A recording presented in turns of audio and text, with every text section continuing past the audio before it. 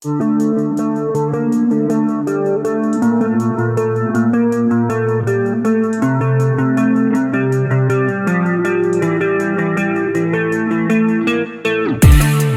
guys, Dave from Timber Time Outdoors. Welcome to the channel. In this video, we are going to review the brand new 2024 Polaris RZR 1000 XP. As you can see, we are here in the Black Hills, Sylvan Lake.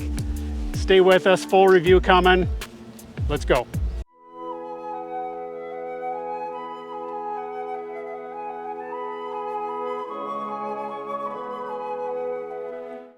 All right guys, what are we going to cover in this video? Obviously, I'm in the Black Hills. We're going to do some riding. There'll be lots of scenery, both on-road and off-road.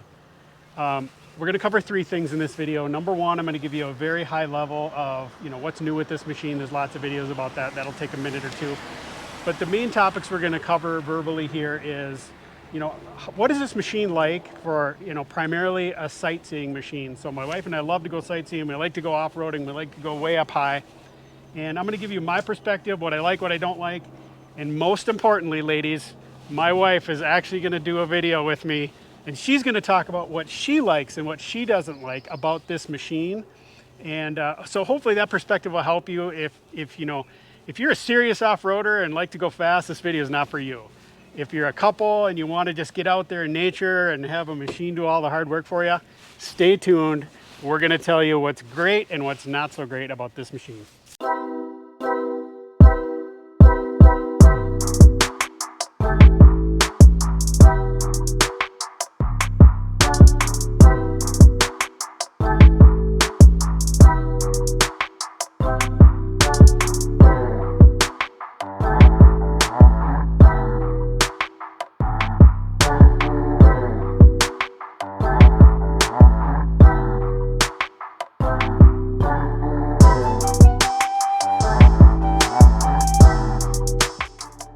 All right guys, as you can see, we are back here at the camper. We are done with our test ride of the Polaris RZR 1000 XP. And we have plenty to say. We had some camera trouble, so from here on out, we're gonna do this podcast style. We're still gonna cover the same things. We're gonna give you my perspective, her perspective, which is much more important, guys, right? And the first thing we're gonna talk about is, what's the unicorn UTV for us? Like, what do we care about? And then, you can click off of this video if it's not what you care about. So we'll start with that. All right, let's start off with, what is that perfect machine? What do we care about the most? And I think we'll go through your top three, and then I'll add a couple for the guys, okay? Like I said, this is gonna be a women's perspective. So you're number one when we talk about it. You don't really have an order, but let's just talk about the noise factor. So, noise can be complicated, but what did you notice about this machine, and what are you looking for? Well, this one was a lot louder than some of the ones that we've used before. Having a conversation was impossible. Impossible, which causes fights, right? So I guess we're looking for one that you could have a conversation while it's running, which I don't know. I think we've had one in the past that was better. Yep, everything's trade-offs, right? This machine is fast, it's loud. We could not have a conversation. Now I know you can wear radios and that kind of thing. We just, we're not going to go there. We don't want to do that. We would like the car experience when it comes to noise. Man, guys, this thing was 130 decibels, and I know when you're ripping down the trails, that's super fun and cool. But for us, that was almost a showstopper. I almost turned the machine around. It was so bad. So, I hate to start off with a bad one, but, this machine did not do well when it came to noise. Now, again, that's everybody likes something a little bit different, but, you didn't like noise. So then your number two is kind of a broad topic, right? It's comfort. Mm-hmm. So we'll touch on a few things there. So comfort, what's important to you? Well, the seat, because you're going to be sitting in it for a long time. And this seat was comfortable. It was. What about like the seat belts? Because I think this is the first time that you've ever been in one that has the shoulder harness. Right. Which I guess safety-wise is better, but as far as the functionality of just being able to grab stuff when you want it, I also have a dog sitting on me the entire time. So really was it made it so that it was hard to just function, kind of like anything that fell on the floor, you had to unbuckle to grab. Yeah, you want to get your phone, you can't. Yeah, it was difficult. Yeah. All right, so that's seat comfort, seat belts. The big one for comfort is suspension, right? We haven't found one that rides like a car, at least when you're off-roading. I mean, off-roading's bumpy anyway, right? But we've had some that your fillings fall out. The Polaris Trail was, a little skinny 50-inch machine. That was pretty awful. Last year we ran a Polaris General, and that was pretty good. I mean, you do some of that, but anything about the ride of this one that you can comment on? This one seemed fine, though, as far as, we did a little off-road, and I didn't notice anything that was, stood out for me as being, this is hard or whatever. Yeah, we actually didn't get into some real heavy terrain, overlay some of the video we were in, but I would say this was the smoothest machine, and it should be, right? It has the most travel, it has the most ground clearance. It's what it's designed to do. There was so many other things that kind of overrode that was hard for us to look at that. But so that's comfort. What about the heat? It's 95 degrees today, guys. So yeah, we picked a bad day for the amount of heat that this machine produced. Yep. Like when we've rented before, the heat actually made it better because it was cold, and so part of that is bad on us for picking a hot day. The faster you go on the blacktop, the more heat that comes up, and I got to a point where I couldn't take anymore. It was pretty hot. I mean, we used to own a Yamaha Wolverine where the engine was right here instead of in the back. That one was the worst when it comes to heat. It was really hot today, but I did notice there was airflow. So I think on a normal day, this one wouldn't be so terrible. It's just 95 degrees and nothing's going to be comfortable.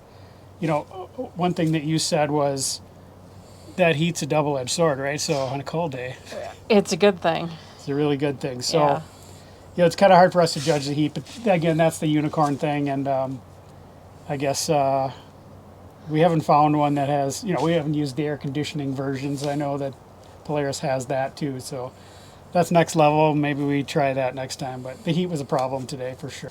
All right, the third thing that you care about, this could be a long topic, so we'll try to be condensed here, but it's storage. And storage is a broad topic, but the first thing that we noticed was what? Cup holders. Yeah, there's two. There's 2 cup holders, yay. Minivans figured this out years ago, that you need 10. I know a UTV probably not going to do 10, but not enough cup holders. You hear this on all the videos. I don't understand why the manufacturers don't hear that feedback, but obviously not enough, right? So that's cup holders. What about like some of the cubbies, right? They've put some new cubbies in this one. Did you like them? The one that's in the middle of the dash, in between, it was a nice size space, but anything you put in there would just fall out. So it almost, to me, it seemed like it should have been tilted down. A downward slope would hold stuff in there better. The little glove box on the passenger side had a decent amount of room in it, but I don't know if it was just the machine we were in, but it was awkward to get it opened and closed. So that's the one here, and then there's one on top, right? Yeah, the one on top, I didn't really... So I used the one on top. I did like it. What's weird, though, there's one USB port on this side, and no USB port on that side. That's the other thing you were saying is, how come there aren't more USB ports? And I totally agree. I know it's cost, but come on, these are things that people want to use. We have our phones with us. We have water with us. So storage-wise, I'd give this thing maybe a B+. It had a nice big back area. It was adequate for us. Not as good as the General, of course, because that's a little utility vehicle. But, the tub back there, it fit our nice bin that we brought with. We got our lunch. So storage-wise, it was kind of better than what we've seen in the past. Maybe not perfect. Okay, and then you know, the main reason we take these machines out is to see, right? What did you think of the visibility? Because you know, That was good, I thought. good visibility. Yeah. I did too. I thought Polaris really knocked it out of the park. You know, I'll get into some of the driver things in a minute, but you could see really well out of there. Okay, this is kind of a bonus feature, but our sleepy little dog loves to come with us, and so I don't know if any of you guys ever bring your pets with, but what did you think about its ability to accommodate a pet? Well, there wasn't much room. I mean, the one we had last year had a spot in between, like a console that she could sit on top Right of, here, yeah. which was really nice. This added to the heat for me is so that her claws don't tear up my legs, I have a blanket on my lap and then her sitting on me, which made it really, really hot today. Yep. And even the shape of the door made it so that she didn't want to hang her head out like she has on some of the other ones. So she was trying to get comfortable inside. It seemed like a struggle for her. Yeah, where I think some of the other machines, so I'll mention the Yamahas, the Wolverines, and the R-Max, and the Polaris General all have this nice center console, kind of like a vehicle, and she could jump up on there and put her head out. I know that probably doesn't matter to some of you folks, but you know, we make our decisions around our pets, which is really dumb. But maybe a C- when it comes to pets. She was kind of uncomfortable, and some of that could have been the heat. All right, I'm gonna. Do you have anything else that you want to comment about it, or? I don't think so. So we would not buy this machine, right?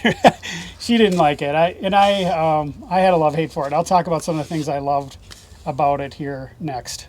Okay, from here on out, it's my perspective, the driver's perspective. Again, lots of videos on describing what's new about this machine. I'm gonna look at my phone here. I hate when people do that, but I'm gonna do it here because I want to go fast. Obviously, they upgraded the styling. I think they absolutely nailed it. I love the styling of this thing. It is a sexy UTV, no doubt about it. I talked about the view over the hood is really good. Seat comfort is awesome. You know, one thing that they really did well, this machine is tight. I mean, a lot of UTVs are rattle buckets. Squeaky this, squeaky that. Polarises are, in the past, they've got a million bolts, and they took a lot of that away. Welded roll cage was probably the biggest one. Loved it. It was very, very tight and just felt like a quality vehicle. Fit and finish is much better than anything they've ever done. And I think that just kind of speaks to that styling and the fact that it's an upgraded model. We talked about storage. I'm not going to get into the trim models. It comes in 3 trims, but you guys can look that stuff up. By the way, we were in the Ultimate. It had the ride command and some of those other things. So it was a really nice machine in that regard. So brand new engine. It's the Gen 2 ProStar, 1000cc or 999 dual overhead cam. That thing was awesome. I mean, you put your foot into it and it responds. I really, really enjoyed the driving of this machine. Steering was tight. The added horsepower, I think it's 114 horsepower now. Everything they did to that driveline is first class. The clutching it's no longer that clunky Polaris clutching. It's just really, really smooth. I mean, they're approaching the Yamaha type of clutch now, it seems. At least that's what it felt like to me. So their CVT was really good. Let's see what else. Suspension, we talked about, that was good. Braking was fine. All in all, this thing feels like a really nice sports car. And I know that's what it's designed to do, go fast over the bumps, really, really. I mean, we didn't get a chance to really do that. I mean, I did some of it, but drivers and guys, you're going to dig this machine for sure. It's, again, we wouldn't buy it because our Unicorn is a little bit different than this machine is. But I do think Polaris nailed it. All right, in conclusion, obviously we're not going to buy this machine mainly because of the noise. It was just too loud for us. And I know there's aftermarket, this and that, but we're trying to buy something stock. So we're not going to buy this one. Good machine though. So if you're looking at it, definitely check it out. But it wasn't for us. Didn't fit the Unicorn. So we're going to keep looking.